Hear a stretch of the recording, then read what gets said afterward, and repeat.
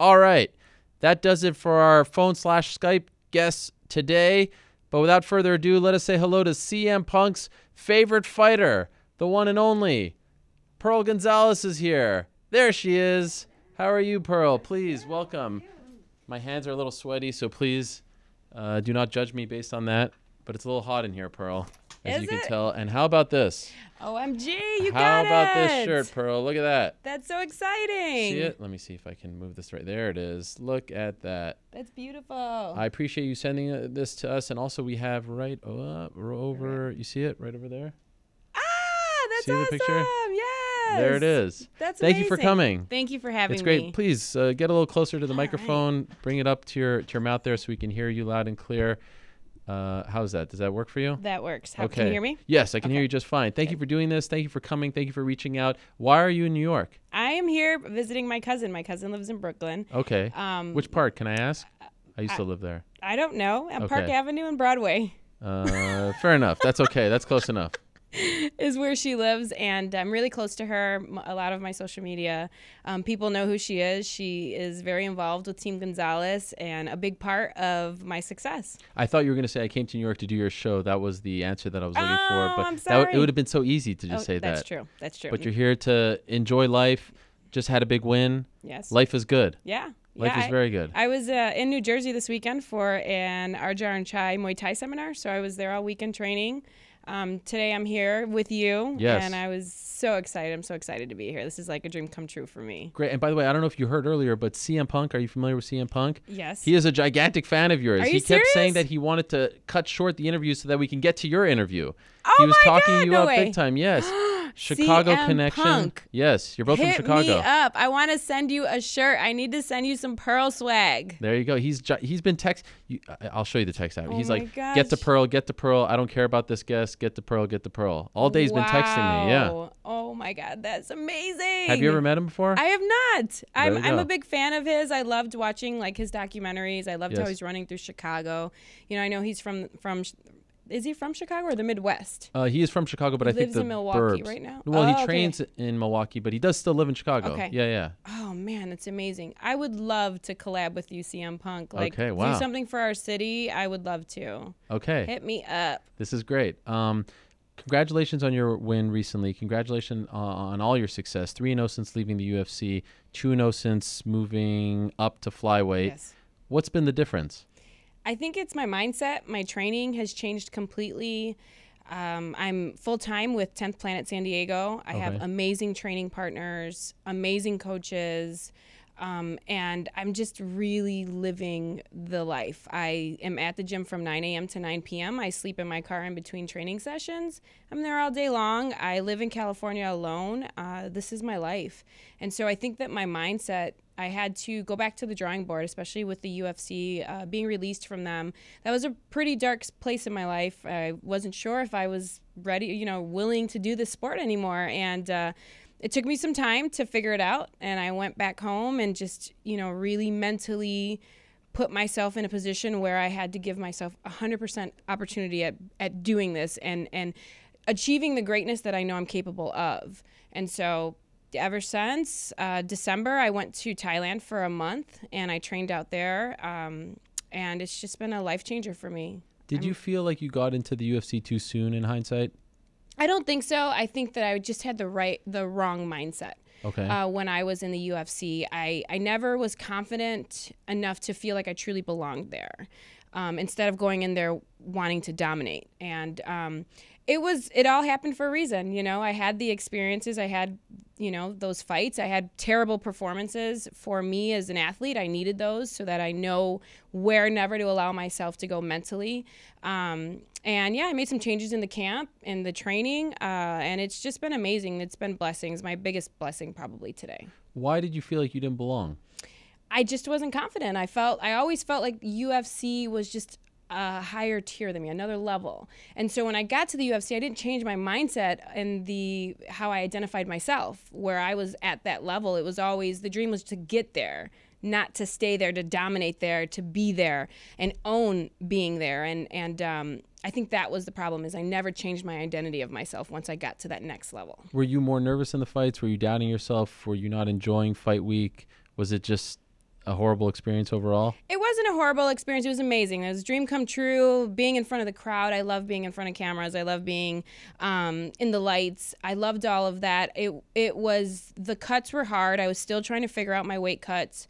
So those were really intense for me. I had probably the worst weight cuts in the UFC. Wow. And then the performance, I think it was not owning who I was in those moments, in that cage. And really today I live for that. I live for those 15 minutes, the intense emotions that I go through. I live for that. So I didn't own that while I was there. And we don't obviously have to harp on this, but now knowing this, knowing what you're telling me, and knowing what you went through in Buffalo, that must have been horrendous. It was. Right? 24 hours before the fight? Yes. Well, you don't even feel comfortable. You don't even feel like you belong. Yes. You have no confidence, and now they're screwing with you? Yeah. That must have been, I mean, like, you must have been thinking, like, this is my worst nightmare. I was really shocked, and I was like, okay, I just got to make the best out of this situation and try to keep my composure.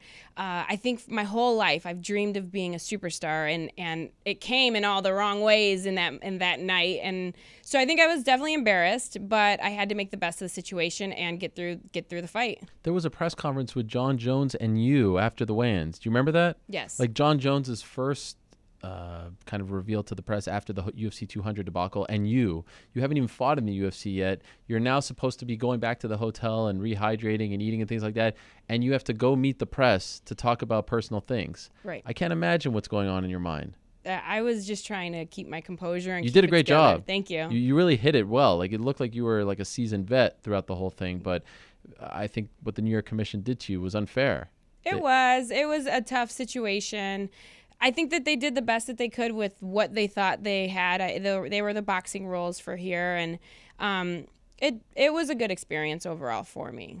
So when you left the UFC, when they released you, what did they say to you? Because it's not often that after two fights, you know, the performance, you lost the fights, but they weren't like total stinkers. It didn't look like you didn't belong. There have been worse performances in the UFC. Why did they release you? What did they say to you?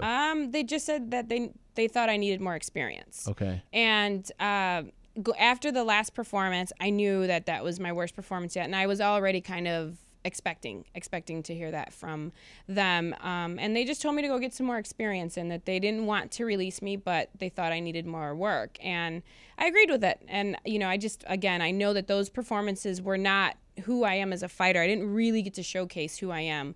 I was caught up in the nerves, and so I had to go back to the drawing board. Did you consider retiring? I did. I was ready to be done with the sport. Really? Yeah. How close were you? I was talking about it. I was like, you know, I don't think I'm cut out for this. Maybe I'm not cut out for the level that I know that I've always dreamed of. And my family and my teammates were like, just give it some time, just take some time off. And I did. I took about a month and a half off, and I kind of secluded myself from everyone, read about 5 books, and really just kind of went inward and tuned into myself, where I decided I'm just going to give it one last shot, and I'm going to give this my all. And so how do you go from feeling, okay, I'm going to retire, I'm not cut out for this? Like, is there a turning point? Is there a moment? Do you remember, did you have an epiphany? Did someone talk to you? How do you switch? Especially when you said you had confidence issues. I went to Thailand, and I was in Thailand, and I met this amazing man, Ajahn Chai, who's been teaching here Muay Thai for 50 years now. Wow. So he's well known in the MMA community, in the martial arts community. He brought Muay Thai here. And I went to one of his camps. I did not know who he was. I wanted to go to Thailand to train. So I found this camp. It was a 3-week-long camp. And he had already watched video on me. He knew I'd just been released. He knew who I was. And I walked into his house, and I met him. And he was very sweet to me. And he told me, after 10 minutes of meeting me, is, Pearl, if you work hard, every day you're going to be world champion. And I looked at him, and I was like, he's like, you good. You have to work hard. Work hard, Pearl Gonzalez. And I'm like, I don't even know this man, but I respect him so much. And, you know, you feel people's energy, like legends like this.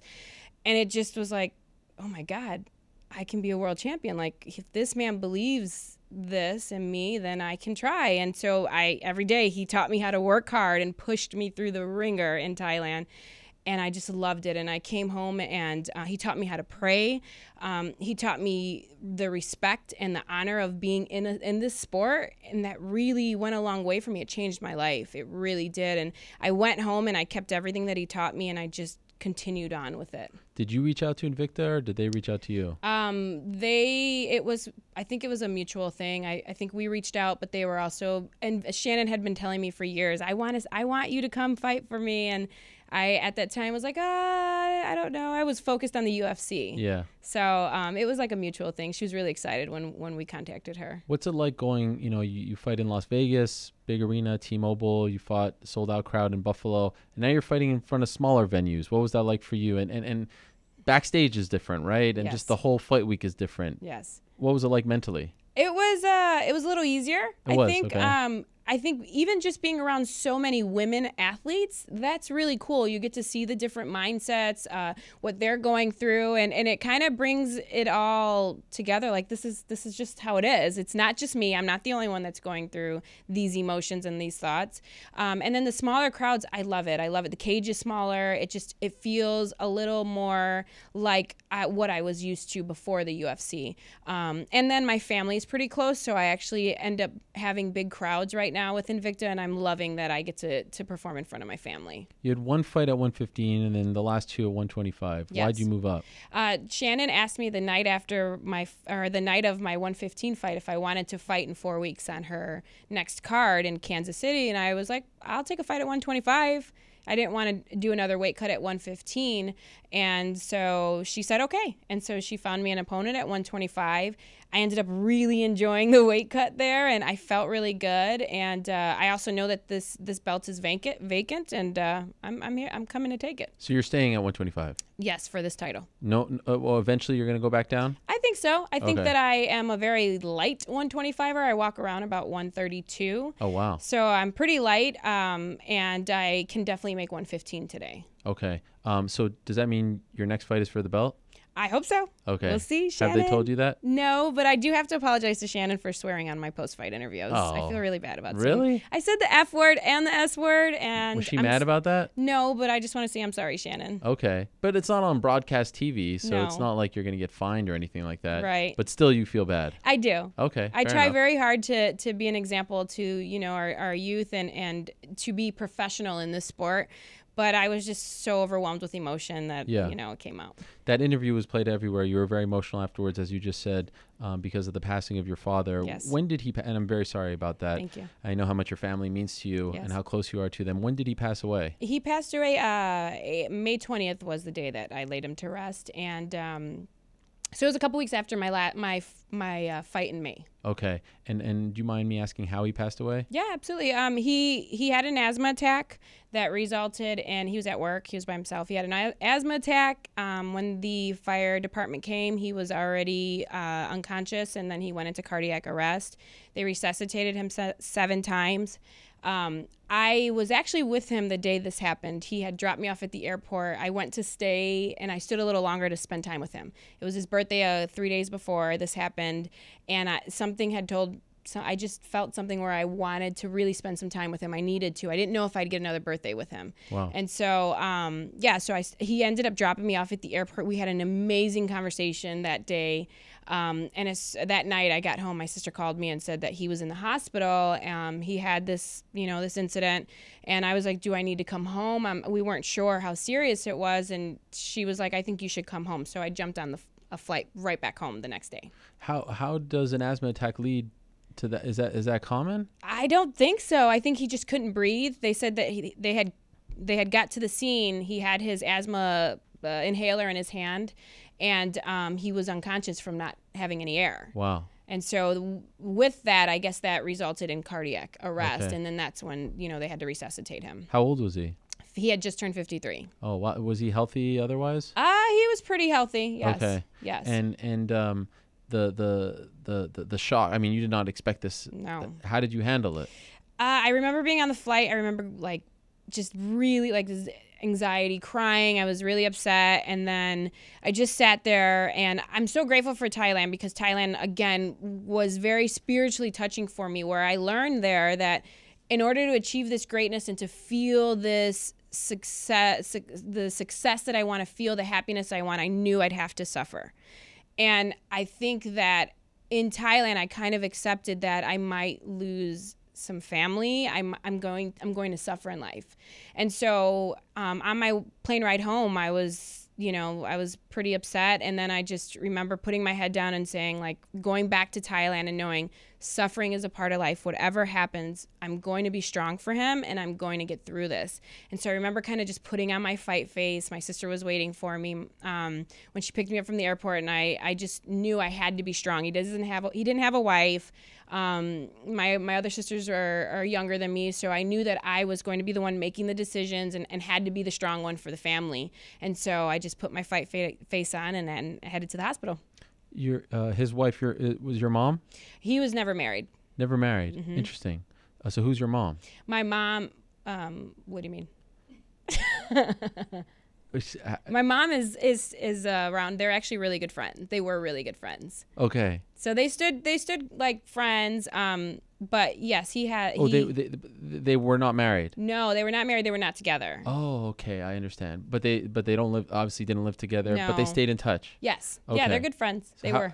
And so, is your mom still around? Yeah, she is. Okay. So was she? Was she there? She did. She came in the next day. I was fortunate. My family did come around. We were in the hospital. I was in the hospital with him for a week. He was on the breathing thing. Right. I can't think of the name of it. But I wasn't sure how the damage, the severity of him being unconscious for so long. He was still moving, and I still had hope when I first got there. When I got there, there was no doubt in my mind that he was not going to make it through. Like, he was going to get through this. I was like, "You're going to be strong, and if you're not, I'm going to be strong for you." I'm like yelling at him, and so I spent the whole week there. I didn't leave the hospital. And then finally, I told him, I was like, "Dad, just give me a sign. If you want to live, I'll do anything possible. I'll do anything in my power to make sure that you get taken care of. If you're ready to go, I won't be selfish. I'll let you go." Because I was not ready to let him go at first. So they did this test on him where they checked his blood flow to his brain. And that was what the doctor told me. He said, if there's no blood flow, he's brain dead, and I'm going to pronounce him dead. And I begged this doctor, please don't do this test. I wasn't ready for it.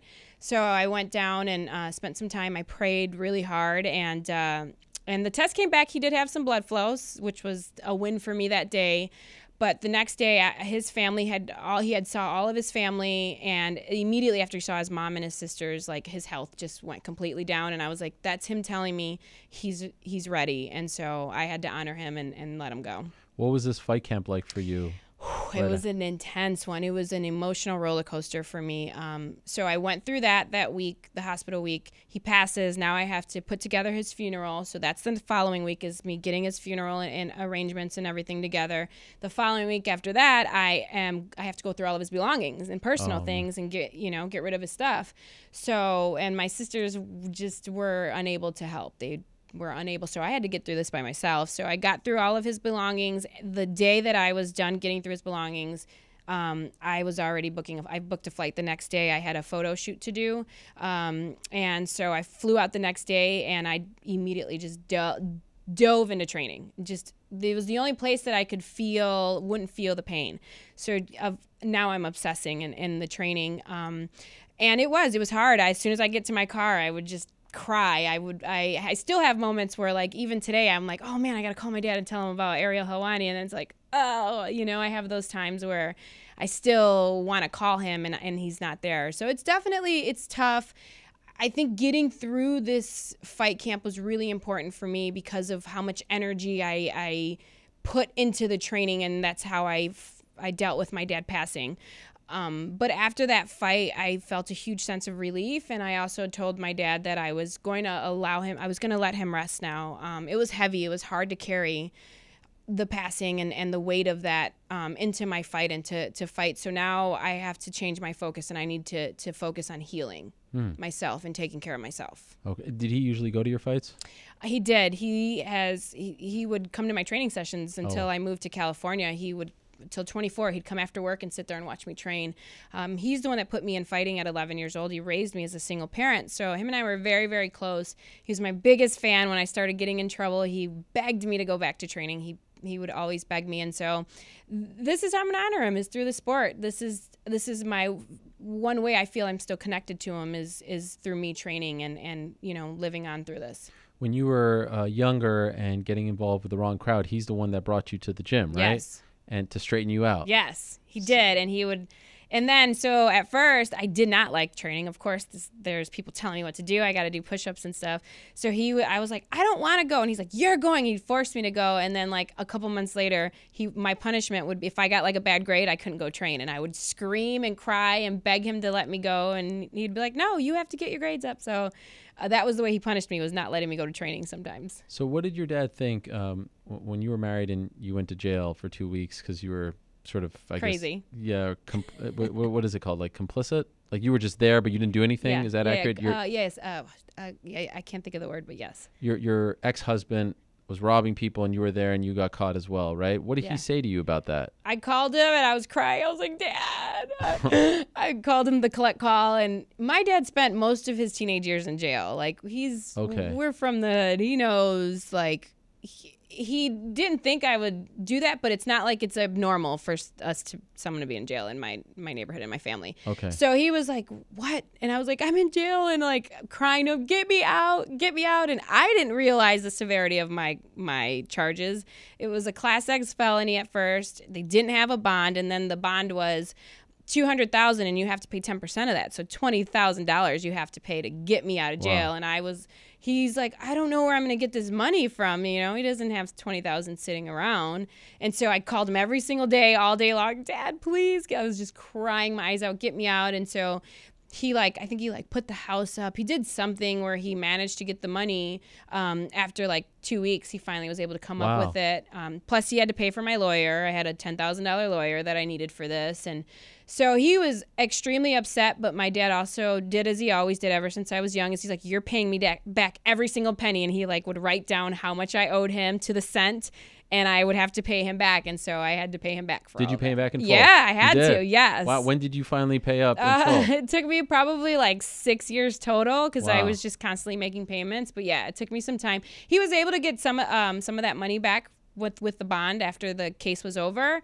So it wasn't like I had to pay the full $30,000 to him, but I think I ended up owing him $15,000, and I paid that off over the course of the years. The one thing about that story that I don't understand is, why didn't you tell your ex-husband to stop? Because I did. I was like, you're so stupid, but you were there. Yeah, but I didn't stop. Or why didn't you leave? I don't know why. I was like, this guy's so stupid, but I'm a loyal person. You're loyal, I'm yeah. like, I guess I have to stay here and deal with this because I had a job and I was very responsible, but it was just, I don't know why. Do you know where that guy is? I do not. Okay. I have no clue where that guy is. Did he get more time?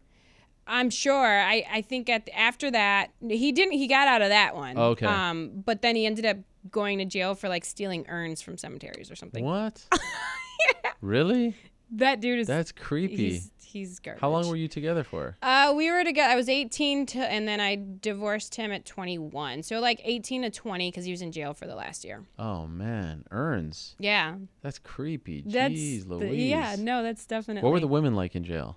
They were gosh, there were so many different characters. Okay, so there was a lot of drug addicts, a lot of heroin addicts that were withdrawing, coming off the drugs.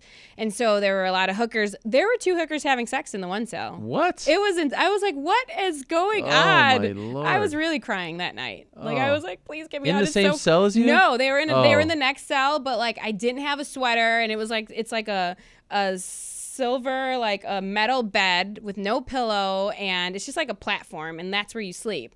And I just remember shivering, and they're having sex, and I'm like, why am I here? Oh my God. Lord. It was the worst thing ever. And then there were a lot of women that were the withdrawing that were puking near me. There was one lady that was shaking on me, and she's got drool and stuff coming out of her mouth, and I was like, get me out of this place. For 2 weeks, right? Yes, I just cried. And then there's the old ladies, the old black ladies, the ones that you see on the movies, they were definitely there. Oh. And then there was the mean ones and the thug ones. It was just so many different characters, and all I did was just cry. And so anytime anybody came near me, they're like, all I did is cry. They're like, stop crying, you're making me cry. And I was like, I don't belong here. Any nice ones at all? There were some nice older ladies. There was actually a lady that knew my family. She's like, I know your mom. And I was like, get me out of here. How was the food? It was disgusting. Yeah. It was like, they call it mystery meat, and it's like a piece of bologna, and it's got like red and green specks in it. And it's like, we don't know what it is. Yeah. And then you get like a bun, and it was bad. You've never been back? No. Is that motivation? Absolutely. Being in there, I was like, I do not belong here. This is not the life I want to live. I am better than this. I will do whatever in my power to never have this happen again. Oh. It was a life changer for me. And how long ago was that? That happened when I was 18. Okay. So 12 years ago. Okay. All right. So you've rehabilitated. Yes. I got my life together. That's right.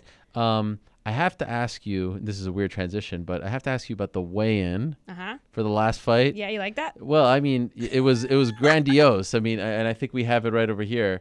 Obviously, the Pearl is a big part of your look, right? Yeah. Let me put my my computer down. What is the inspiration behind all of this? Okay, so. And how long did it take for you to come up with all this and get ready for it? I have a team. This is work here. Okay? Oh yeah, that hair is fake. I don't know if you know, but that's some real fake hair. I would not judge. Okay, so really here in this outfit, I did it for my head coach, Uncle Bill. I wore that shirt, but that shirt really looks awful. I was gonna do pasties, okay? And so pasties was gonna be with this look. But it was a little too much, and I was like, this fight's dedicated to my dad. He'd probably kill me if he saw me in this outfit, so we're not going to do this. My aunt actually had that Pearl shirt made the night before for me. Okay. Someone made, one of her aunts made it for me. And what I do is, what my team allows me to do is I go and I Google and I find the look that I want. And we talk about it, they give me their input, and we come up with an idea. And so I wanted this specific shirt. I did not want those pants. They were too tight. But that's what we had to deal with and work with. And I wanted the hair. I really wanted that bright pink like Barbie. I came out to Nicki Minaj, so she inspired me. Okay. And her Barbie ting. So I wanted the Barbie-esque look, and then the pasties so that I could just blow the world. Yes. Just blow it out of the park. But my coach was like really nervous, and I was like, okay, and my dad. So I wore a shirt. But yeah, that was the inspiration. It took about 3 hours. Wow. To put this together. I go and I have a makeup artist in California that sits down with me and spent 3 hours teaching me how to do my makeup. Oh my! Oh, you did it yourself, but yeah, she I did taught my you. makeup, Okay. but she taught me. Wow. And then my aunt and my team members did my hair as I was doing my makeup, and then we just put it all together. And it worked because it got you a lot of attention. You're happy with the product? I don't like that shirt, but it works. See, this is the thing about Invicta or any non-UFC. Just being honest, like you can't do this in the UFC, right? No. We need personality back in Absolutely. the sport. We need to allow the fighters to be themselves and to do special things. The thing that I hope they get rid of that uniform deal. Because they would scoff at this. Yeah, I mean, I would still do the hair or something, but I think it is a disadvantage for all the UFC fighters and the big athletes, so I'm going to take full advantage of it. Yes. So things went well. You got attention for that. By the way, what do you think of Elias? What do you think of having a male? He was in the corner there. How do you feel about it? I think it's cool. Okay. I think that we should have some variety. I think we need maybe a blonde hair. Okay, like not just the same guy. Yeah, maybe even like a Hispanic guy, like so a nice you think it's getting a little boring with him? No, I love Elias, but I think okay. that we you can tell us how you feel. No, I do. I love him, but I think we need a variety. Just like they have like 4 ring girls. That's true. We need like 4 ring boys. We need a blonde hair. We need maybe is he Hispanic? He looks kind of Hispanic. He's Canadian, but I don't know what his background is. Maybe like a black guy. Like okay. we just need some variety. Yeah. Did you say get rid of all the girls? Just have guys? Yeah. Just I love the guys. Okay. Yeah, because it's the female organizations that have the guys. Yeah. I'm sure you paid attention to this weekend. I know you watched the fights. Mm-hmm. Your division was in the news. Mm-hmm. Nico Montano did not defend her belt. She didn't fight. She got stripped. How do you feel about this? Oh gosh, that's intense. I feel bad for her. I feel like Valentina has been saying that from the day one that she wasn't going to make it to that fight. I think that it sucks, but at the same time, I also am very big on taking responsibility for anything that happens in my life. And I think that, her weight cut might have went bad. That's something that she could have, she has control over. She could have dealt with it in a different way. I don't know about the belt. It hasn't been defended in a while, so I think that that's only fair that they relinquish the belt so that other females that are working really hard can get an opportunity at it. I mean, that's kind of where I'm at with it. I'm just biased, I think, a little bit with it. Okay. Do you, like, are you honest with Shannon? You want to get back to the UFC, right? I don't know. You don't know? I think at some point I would like to, but I love the idea of Golden Boy doing MMA. Oh, interesting. He doesn't have a female. He doesn't have a Latina superstar, future superstar. But, you know, obviously the UFC is the biggest platform there is. And I want to get to the biggest platform, period. And I do want to go back. I failed. I'm not one to take failure and accept that. I want to, you know, redeem myself. But I think that I don't need to, that's not the, you know, the ride that I'm trying to go on immediately. I think that there are other options today in MMA, and I'd love to capitalize on them. Interesting. Wow. If Golden Boy calls you today, could you go to them? I would after. Right now, the only focus is that Invicta belt. Okay. I need that belt. Okay. You need it. I need that belt. Why? Because my life depends on it. Why? That belt's mine. It means everything to me. I need that belt. I want to be Invicta's champion. Okay. Wow. Well, you just sold me right there. Yeah. Is it validated? You just got really serious on me all of a sudden. No, I mean that with. You're not joking. I'm not joking. Is that belt, I need that belt. Is there something about the specific belt? Is there something about who you might be facing? Why so adamant about that specific belt? I want that title. I think that I love Invicta. Invicta's done so much for me in my career, and I want to be remembered forever as Shannon's champion. Okay. I'm going to be remembered as Shannon's champion. Who do you think makes sense if it is title fight next for you? I think it may be either, I don't even know her last name, Aga. Okay. And Vanessa Porto. I think those are probably the top two in that division that will have the opportunity at that belt. I feel like it has to be a title fight next, right? Yeah. Because, I mean, why keep the belt vacant for so long? Right. You're on a roll. Get you in there. You're getting a lot. I mean, you're one of the faces of Invicta right now, I would say, given the fact that you feel the same way. Absolutely. I've worked really hard with my PR team to do this, and they've given me a great platform. They're so supportive. They've given me 3 fights in 5.5 months. Like, this is amazing. Yeah. I'm not injured. I left that fight again healthy, and I took my week off. I'm going back home tomorrow, and it's back to training. It's back to rehabilitating my body and preparing for champ camp. When would you like to return to action? December would be ideal for me. I know they already have their November card announced. I think December is going to be their next card, and I want to headline that card. Okay, wow. You know everything. Mm-hmm. You know exactly what you want. I do. And home is California? Yes. That's not where you just train. That's where you actually... That's my home now. Southern California. Yes, San Diego. You train with Lima Lay McFarland. I do. I train with Lima and Liz Carmouche. That's right, and Liz. Oh, a little 125 little trio there. Yeah. That's great for you that you have people who aren't in your but not in the same promotion, so you can train with them. You're not going to fight them, at least not right now. Yeah.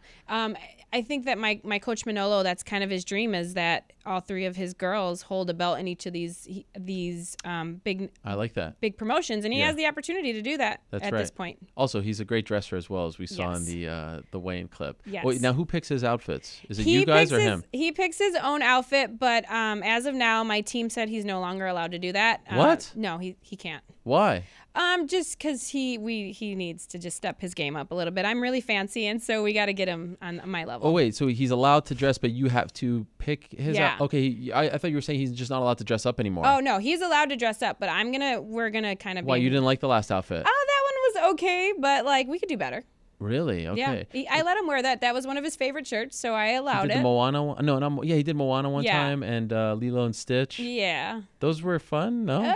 You didn't love them? They looked great. They did look great. I just like a different vibe. Okay.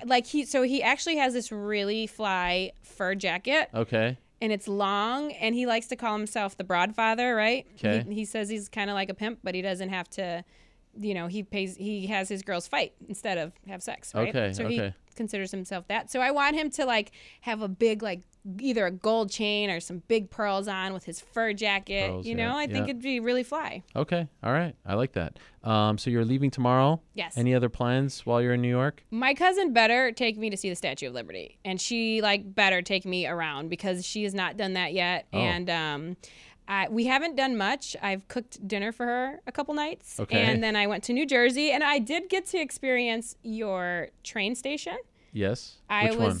I went from New Jersey to New York. Newark to Penn Station probably. Well, I started at Penn Station, and then I accidentally got on the wrong train, and then I went to Newark, and I had to stay there for an hour and a half and wait for another train, and then I had to like figure it out because my phones died. Okay. Oh, both of my phones. God. So it was pretty. It was. Why do you have two phones? One for the plug and one for the low. What does that mean? It's a song. What? It's a song. Oh, okay. I got two phones, one for the plug and one for the low. No? No. Okay, it's a rap Who song. sings it? I'm usually up on my rap game, but not that one. I don't know.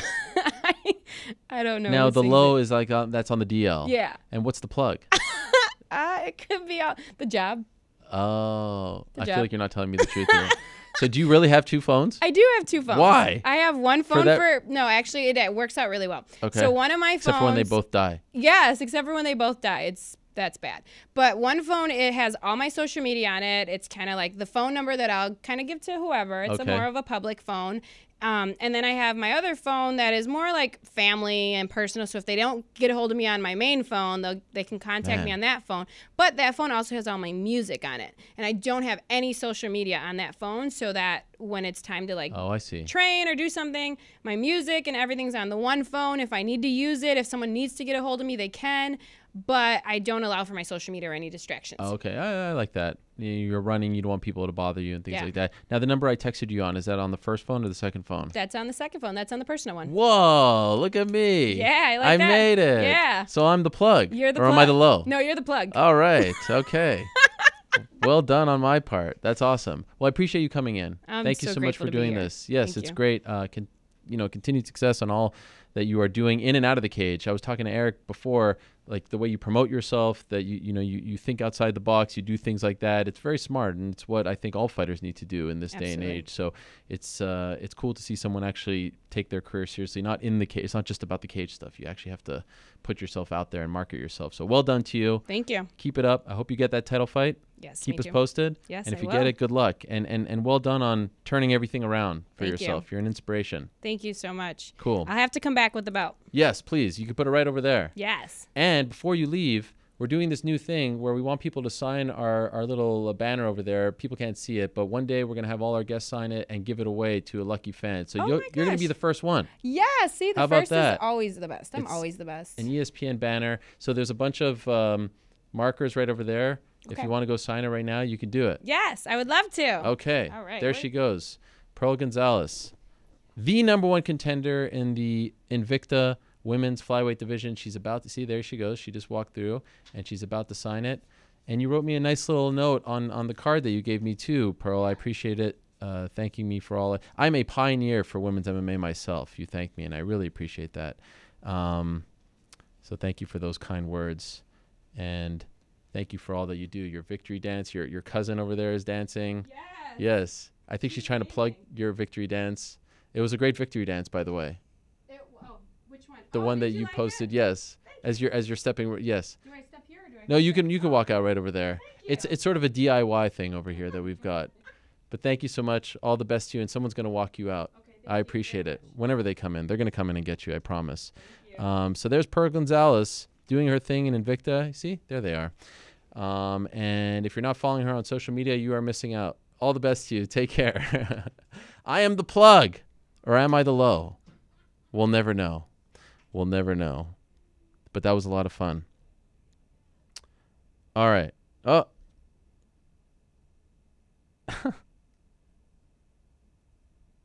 CM Punk texted you, Pearl. He said, Pearl, I got to go eat and train. Good talk. We'll talk later. There you have it. Boom. All right. Thank you very much to Pearl Gonzalez for stopping by. Thank you to all our guests. So now what I'm going to do is this. We still got a lot more to discuss. Post show's coming up. Now, let me just break it down very carefully for everyone because there's still some confusion. All right? This is it. Post show is not live. However, it will be up almost instantaneously once we're done. It will be up on iTunes and all other places where you get your Helwani show. So it'll be up on ESPN.com, PodCenter, the app, Stitcher, Spotify, wherever else it's up. YouTube, it will be up on YouTube as well in video form. We'll be answering your questions. We'll talk 228. We'll talk betting. We'll talk Moscow. We'll talk anything under the sun. And we've got some some interesting things in store for all of you. So stay tuned for that. This is the conclusion, though, of the live program, and I want to thank everyone who stopped by today, and I want to thank everyone who tuned in. What a fun day it has been. As we put 228 to bed, there's still much more to discuss as far as Tyron Woodley's next fight is concerned, his place in the welterweight division, history books, if you will. What's next for the women's flyweight division? What's next for Valentina Shevchenko and Nico Montano? So much more to discuss. So if you're a crust first guy, perhaps you already listened or watched the post show. Well, if you're watching this live, that can't be the case, but you get my point. Stay tuned for that. For now, we shall say goodbye on this platform. Thank you so much to Tyron Woodley. Check out his single, I Heard It. I'm the plug. I'm a VIP. I hear things first. I'm a quote-unquote insider. It's great. Check it out with Wiz Khalifa. It comes out later on this week, and congratulations to him on the big win. Thank you very much to Valentina Shevchenko. Thank you very much to Colby Covington, Jim Miller, Aljamain Sterling, CM Punk. Check out Ultimate Beastmaster on Netflix. Thank you very much to Diego Sanchez. And, of course, thank you very much to Pearl Gonzalez for stopping by in studio. Thank you very much to FanDuel, our sponsor. Thanks to all of you for tuning in. Back next week. Same time and place. Happy New Year. Until I say peace. I'm out of here.